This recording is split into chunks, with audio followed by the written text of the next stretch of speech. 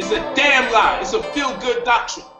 Jesus, you niggas want to talk about who's a con artist and a fraud? Jesus is the biggest fucking fraud that ever came into the black community. Jesus is a fraud, and anyone selling you on Jesus is the con artist. Are you sad? You feeling empty? Hard to be there for people you love, ain't it? But where was the Jesus? Do you know in Charleston in the church that they were praying to Jesus when that white man went in there and killed 9 people, 6 of them black women who give birth to our children?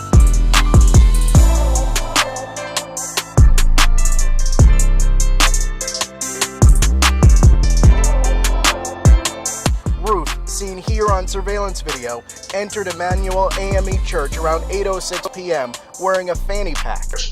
They ain't praying to the right God. They praying to the false God. You see, we praying to the real God.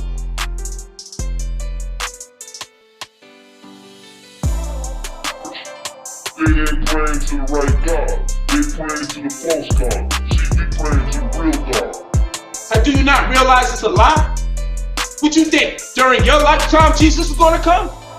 What you think? If you be good during your child's lifetime, he's going to come?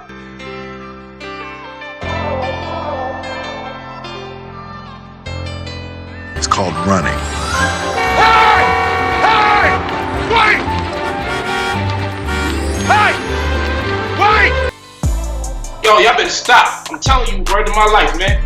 I be in a certain place during the day where if I see a black man want to tell me about Jesus, I'm like to smack the shit out of him. Tastes so good, make you want to slap your mama. Don't it, Willie? Yeah, boy. Hey, mama. What the hell you want with? So I'm gonna use children in this analogy. And when you go into a fridge and you have blue juice, green juice, and orange juice. You want some Kool-Aid? Man, you know I want some Kool-Aid. There are some very intelligent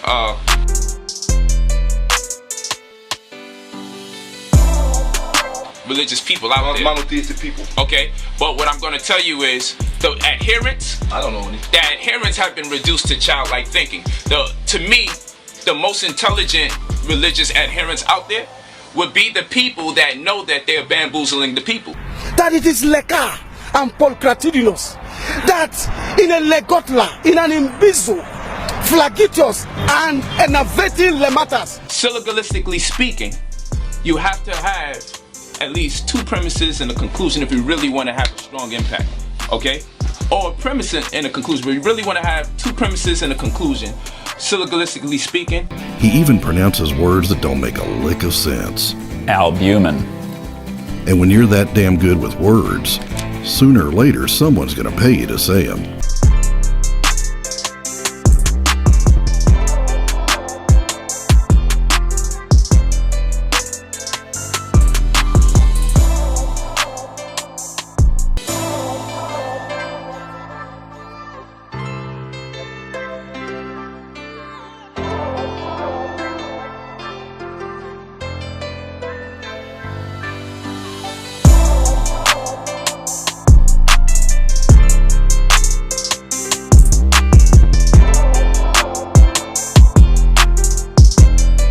So as I work my way into the female, then we work our way into the children.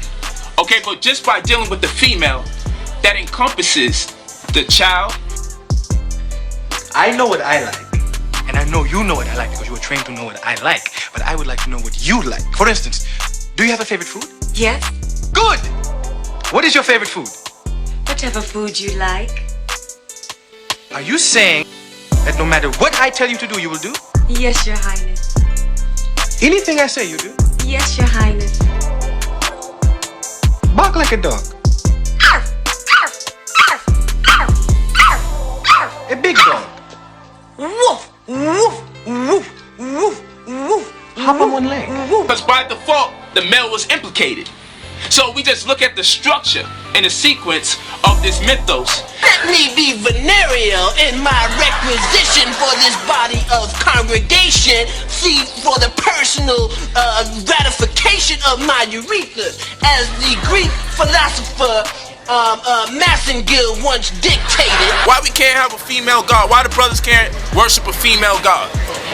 I mean, it's convenient for the women. Oh, Jesus woke me up every day. That's some convenient shit. But what about me? But what about me? But what about me? What about my life? What about me? What about me? What about me? What about me?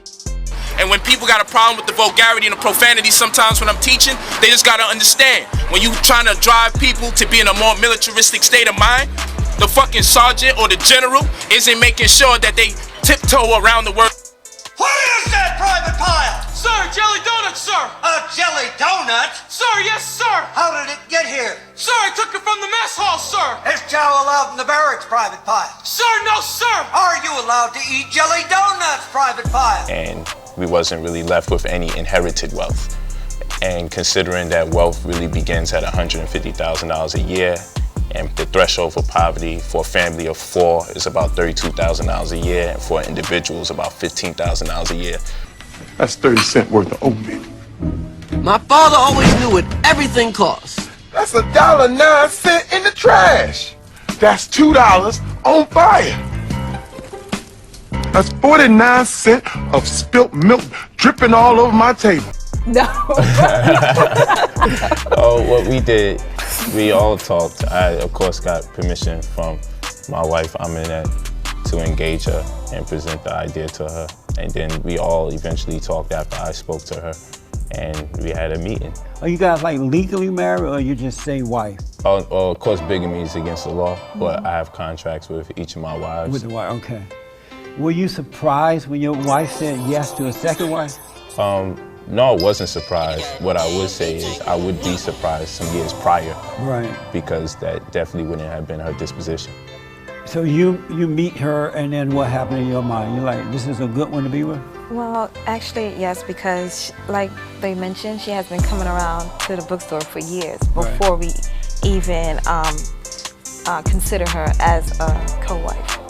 So it's not like, you know, a random person off the street.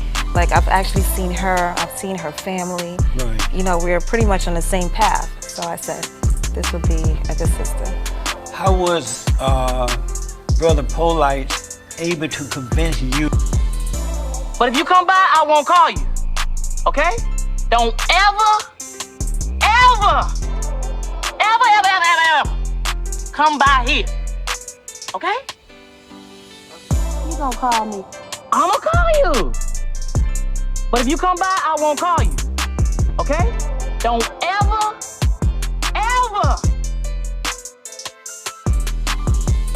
Oftentimes, like in the genre of work that I do, because I drive a Bentley or I live in Beverly Hills or I wear these clothes. Do you? I'd like to propose a toast, if you don't mind. Ladies, gentlemen, everybody, propose a toast. Come on, this is Big Damone's son. So, like in the world that I'm from or the demographic that I cater to,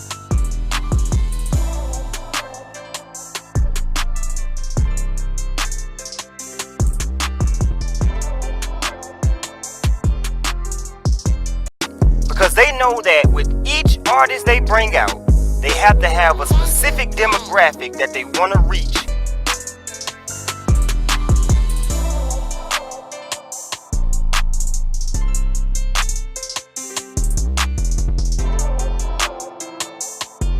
We up in here, we're in Columbus, Ohio. And with the king right here, we had our real estate company, our development company, making it happen.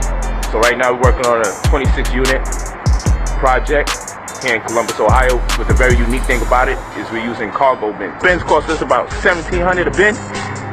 So we're cutting the cost of building a property by 70%. So we did a single family household, 2-3 family household.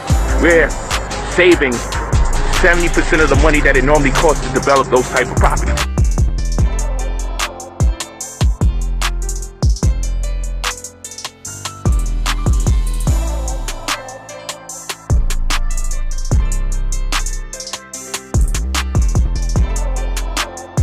Development. It's the first of its kind for Columbus and the state of Ohio. An apartment complex made entirely from shipping containers. We came up with you know, this private solution to a public problem. You see behind me went up in less than a week. Those are cargo shipping containers from the Northeast. They're being turned into 2-bedroom apartments that are said to be friendly to the environment and your wallet. Nothing in the Something Real Estate was designed to be able to give people that not only their dream back, but their pathway to home ownership.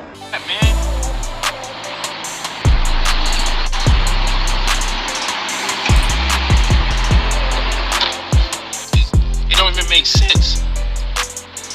It's crazy. It don't even make sense, man. They ain't praying to the right God. They praying to the false God. You see, we praying to the real God.